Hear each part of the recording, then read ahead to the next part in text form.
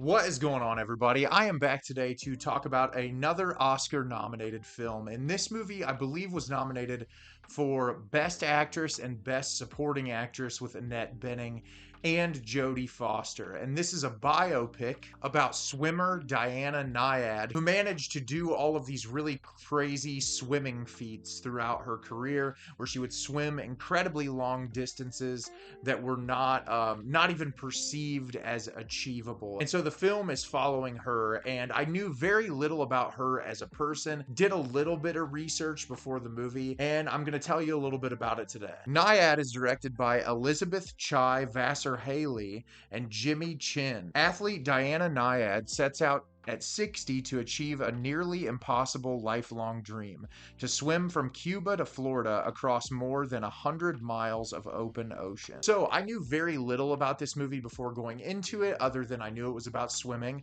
I knew the directors that worked on this have mostly worked on documentaries in their career, and I knew Annette Bening and Jodie Foster were in this film, and that was about the bare minimum. But since it's an Oscar movie, I went in and watched it. It was streaming on Netflix, and I hated this movie. I thought it was absolutely terrible. I don't really have a whole lot of positives to say. This is one of the most by the numbers, unsuspenseful, bland biopics that I have ever watched in my entire life.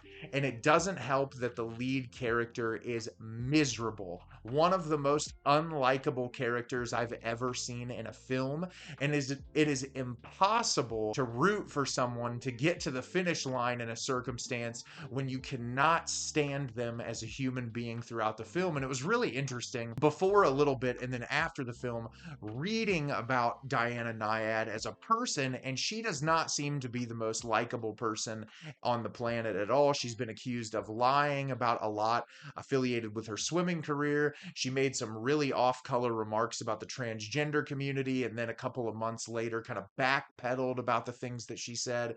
So she doesn't seem to be the greatest person anyway. Maybe the directors were trying to capture that a little bit in Annette Bening's performance, but it doesn't take away from the fact that this movie is really bad, and I'm going to try to break it down for you a little bit when I talk about the movie as a whole. So it's very simple. Diana Nyad, we're introduced to Annette Bening's character. She's at a point in her life where she doesn't feel like anything is going the way she wants it to. She has this friendship with Bonnie Stoll, played by Jodie Foster. The two of them were romantically involved at one period in their life, and then they decided that it wasn't going to work out.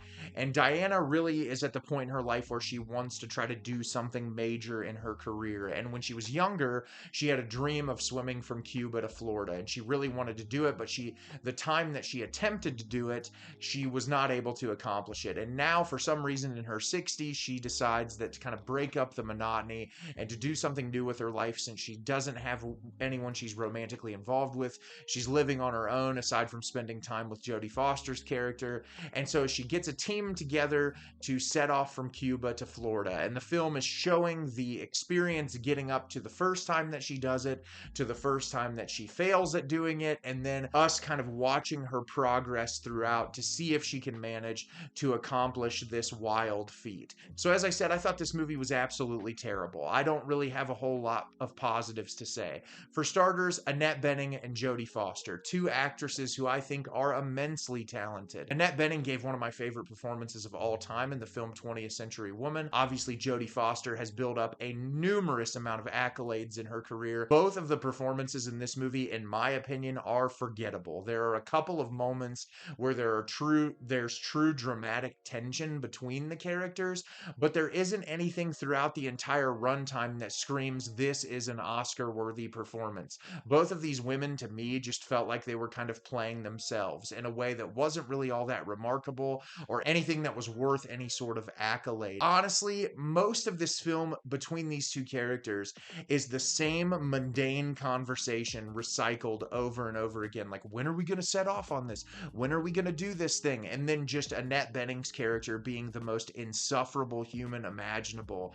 And just like when any sort of advice is given to her or any sort of reason or rationality is given to her, she just kind of ignores it and continues going on with her day to day. And it's hard when you're building the entire crux of your film on the success of whether or not this woman completes this swimming feat. And you want the character to be likable. In this type of a movie, you want a character that you can get behind and that you can be excited for. And it doesn't exist in this because she is just really miserable. And it makes it a little difficult to watch when the lead character is so awful. As far as the filmmaking is concerned, these are documentary filmmakers, and you can tell they're documentary filmmakers because they try to incorporate footage of Diana Nyad, the real person, into the film, and it feels incredibly choppy and jarring, and it doesn't make sense when it's incorporated in there. It's like you'll hear this voiceover narration about something that she's done or something that she's working towards in her current career, or this accolade of swimming from Cuba to Florida, and they cut to the sequences and it's just so off-putting. And it's like, okay, if you wanted this to be a documentary, just make it a documentary. Honestly, after finishing the film, it would have been far more interesting if it was a documentary. I think that would have packed a heavier emotional punch if we were seeing this through the lens of the real person rather than just cutting back and forth. There's also these flashback sequences to Diana when she was a child, and they're shot through this filter that's almost like the reflection and the color that you get when light shines on a swimming pool, and it's nauseating. It really looks bad. It's very cheap, honestly, like when they're doing the sequences, and none of the flashback sequences add any emotional weight to Diana's character. You'd think you'd get a flashback that would show how mean her father was or how overworked she was in her career, and most of them are just blasé, and it's just like, oh, she had like a little bit of a struggle at the pool one day, and that's supposed to add on to the emotional weight that you feel towards her character. And it's all very flat, and none of it really gets you anywhere towards the end to where you're like, oh man, I really feel excited that this character is going to overcome. And then that leads to the repetitive, bland nature of the film. You spend the first like 35-40 minutes of the movie getting Diana to the point where she's going to go from Cuba to the United States to do this swim, and it's the same scenes of like, are the weather conditions going to be okay? Is this going to be okay? Are you really up for this? Do you think you're up for this? Don't you think you're a little too old to be doing this? And after a while, it's like, okay, we get the point. I understand it. You don't have to have the same dialogue sequences over and over again.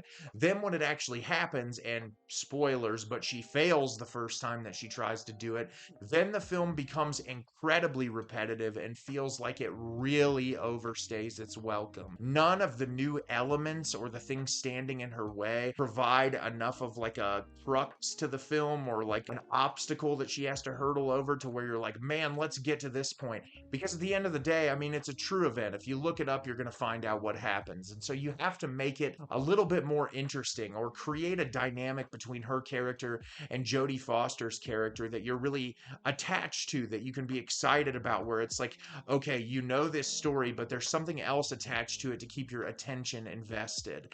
And there just wasn't any of that. It was really just the most by the numbers, bland biopic that I could not wait to be over. The entire time I was watching the movie, the first 15 minutes, I was like, oh, this is going to be kind of like a quirky romance between these characters who don't think that they're going to match up together. And then when the actual stakes of the movie hit, I became completely uninvested. The tone shift, it just became such a boring and bland mess to get through, and I would not recommend this movie to anyone. As far as the Oscar-nominated films I have watched this year, this is by far the worst. I have not seen anything nominated for an Academy Award that I've just found irritating and grating compared to this movie. So have you seen Nyad? Did you love it? Did you hate it? Leave me a comment down below and let me know what you thought. I thought this movie was terrible. I am not convinced that there's a film nominated for an Academy Award that was worse than this year, and it's disappointing because I was hoping to like this, especially with Annette Bening and Jodie Foster. As always, if you can like the video and subscribe to the channel, helps me out a lot and lets me know the type of content you're looking for. I'm always putting out new material and look forward to getting more out for you in the near future. And as always, everyone, thank you so much for watching and have a great rest of your day.